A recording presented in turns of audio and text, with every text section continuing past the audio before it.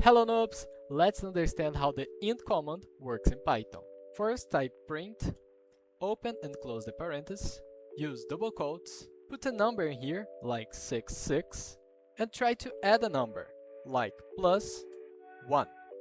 Second, try running it. Third, notice that it gives us an error in the terminal. Why is this happening? Simple! It's because we are trying to add a text to a number. To fix this, we need to use int. It converts the text into a real number. So we type in here, open parenthesis, int, and close the parenthesis in here. Let's try again.